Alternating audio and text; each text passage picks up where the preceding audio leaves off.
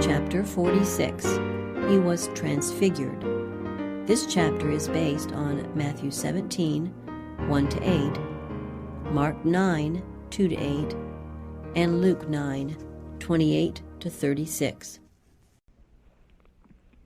Evening is drawing on as Jesus calls to his side 3 of his disciples, Peter, James, and John, and leads them across the fields and far up a rugged path to a lonely mountainside. The Savior and his disciples have spent the day in traveling and teaching, and the mountain climb adds to their weariness. Christ has lifted burdens from mind and body of many sufferers. He has sent the thrill of life through their enfeebled frames, but he also is compassed with humanity, and with his disciples he is wearied with the ascent. The light of the setting sun still lingers on the mountain top and gilds with its fading glory the path they are traveling. But soon the light dies out from hill as well as valley. The sun disappears behind the western horizon, and the solitary travelers are wrapped in the darkness of night. The gloom of their surroundings seems in harmony with their sorrowful lives, around which the clouds are gathering and thickening. The disciples do not venture to ask Christ whither he is going or for what purpose. He has often spent entire nights in the mountain in prayer. He whose hand formed mountain and valley is at home with nature and enjoys its quietude. The disciples follow where Christ leads the way, yet they wonder why their Master should lead them up this toilsome ascent when they are weary and when he too is in need of rest. Presently Christ tells them that they are now to go no farther. Stepping a little aside from them, the man of sorrows pours out his supplications with strong crying and tears. He prays for strength to endure the test in behalf of humanity. He must himself gain a fresh hold on omnipotence, for only thus can he contemplate the future. And he pours out his heart longings for his disciples, that in the hour of the power of darkness their faith may not fail.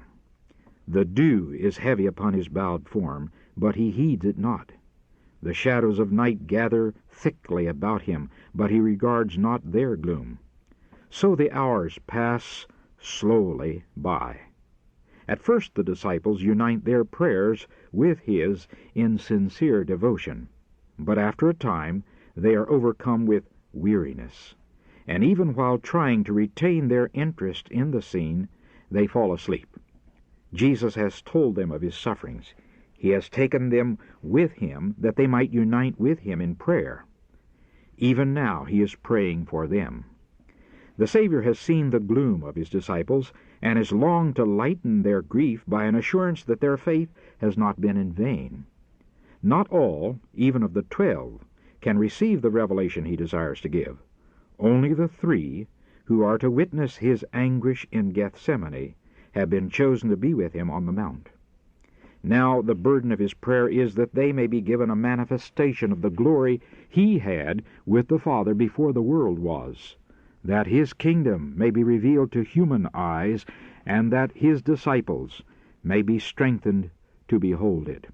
He pleads that they may witness a manifestation of his divinity that will comfort them in the hour of his supreme agony with the knowledge that he is of a surety the Son of God, and that his shameful death is a part of the plan of redemption.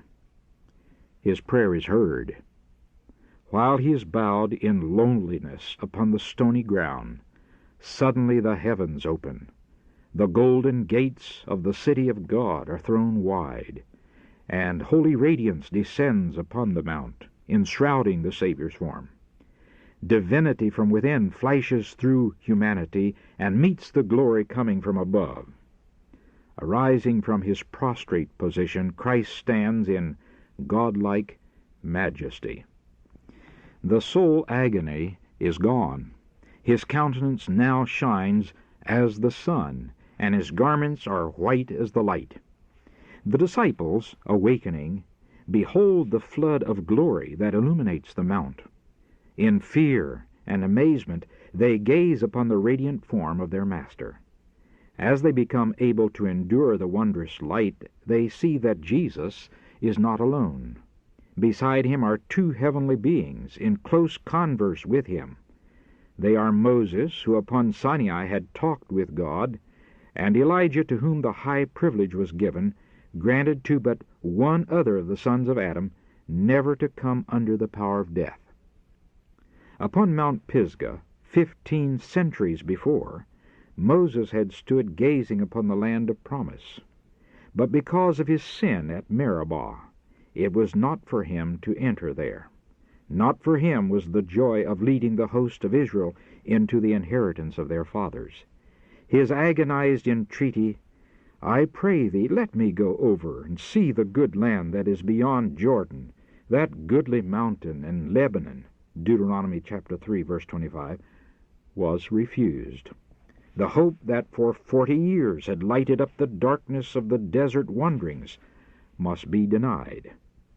A wilderness grave was the goal of those years of toil and heart-burdening care. But he who is able to do exceeding abundantly above all that we ask or think, Ephesians chapter 3, verse 20, had in this measure answered his servant's prayer. Moses passed under the dominion of death, but he was not to remain in the tomb. Christ himself called him forth to life. Satan the tempter had claimed the body of Moses because of his sin, but Christ the Savior brought him forth from the grave. Jude chapter 9. Moses upon the Mount of Transfiguration was a witness to Christ's victory over sin and death. He represented those who shall come forth from the grave at the resurrection of the just. Elijah, who had been translated to heaven without seeing death, represented those who will be living upon the earth at Christ's second coming, and who will be changed in a moment, in the twinkling of an eye, at the last trump, when this mortal must put on immortality, and this corruptible must put on incorruption. 1 Corinthians chapter 15, verses 51 through 53. Jesus was clothed with the light of heaven, as he will appear when he shall come the second time without sin unto salvation. For he will come in the glory of his Father with the holy angels. Hebrews chapter 9, verse 28, and Mark chapter 8, verse 38. The Savior's promise to the disciples was now fulfilled. Upon the mount, the future kingdom of glory was represented in miniature. Christ the King, Moses a representative of the risen saints, and Elijah of the translated ones. The disciples do not yet comprehend the scene, but they rejoice that the patient teacher, the meek and lowly one, who has wandered to and fro, a helpless stranger, is honored by the favored ones of heaven. They believe that Elijah has come to announce the Messiah's reign, and that the kingdom of Christ is about to be set up on the earth.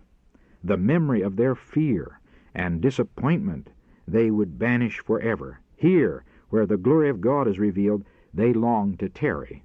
Peter exclaims, "Master, it is good for us to be here, and let us make 3 tabernacles, one for thee, and one for Moses, and one for Elias." The disciples are confident that Moses and Elijah have been sent to protect their master and to establish his authority as king. But before the crown must come the cross. Not the inauguration of Christ as king, but the decease to be accomplished at Jerusalem is the subject of their conference with Jesus. Bearing the weakness of humanity and burdened with its sorrow and sin, Jesus walked alone in the midst of men. As the darkness of the coming trial pressed upon him, he was in loneliness of spirit, in a world that knew him not. Even his loved disciples, absorbed in their own doubt and sorrow and ambitious hopes, had not comprehended the mystery of his mission. He had dwelt amid the love and fellowship of heaven, but in the world that he had created, he was in solitude. Now heaven had sent its messengers to Jesus, not angels, but men who had endured suffering and sorrow, and who could sympathize with the Savior in the trial of his earthly life. Moses and Elijah had been co-laborers with Christ. They had shared his longing for the salvation of men. Moses had pleaded for Israel, "Yet now, if thou wilt, forgive their sin, and if not, blot me, I pray thee, out of thy book which thou hast written." Exodus chapter 32, verse 32. Elijah had known loneliness of spirit, as for 3 years and a half of famine he had borne the burden of the nation's hatred and its woe. Alone he had stood for God upon Mount Carmel. Alone he had fled to the desert in anguish and despair.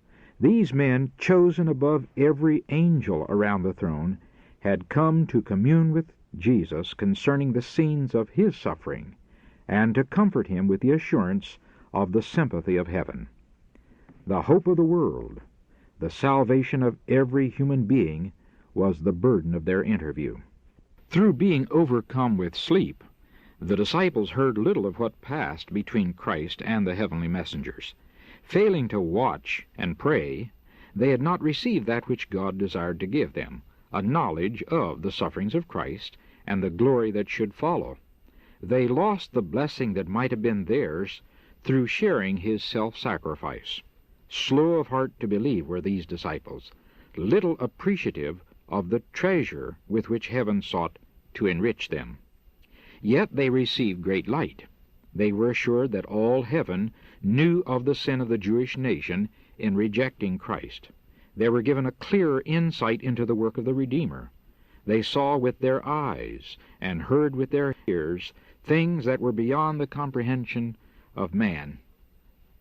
They were eyewitnesses of his majesty, 2 Peter chapter 1, verse 16, and they realized that Jesus was indeed the Messiah to whom patriarchs and prophets had witnessed, and that he was recognized as such by the heavenly universe. While they were still gazing on the scene upon the mount, a bright cloud overshadowed them, and behold, a voice out of the cloud which said, "This is my beloved Son, in whom I am well pleased. Hear ye him." As they beheld the cloud of glory, brighter than that which went before the tribes of Israel in the wilderness, as they heard the voice of God speak in awful majesty that caused the mountain to tremble, the disciples fell smitten to the earth. They remained prostrate, their faces hidden, till Jesus came near and touched them, dispelling their fears with his well-known voice, "Arise, and be not afraid." Venturing to lift up their eyes, they saw that the heavenly glory had passed away. The forms of Moses and Elijah had disappeared. They were upon the mount, alone with Jesus.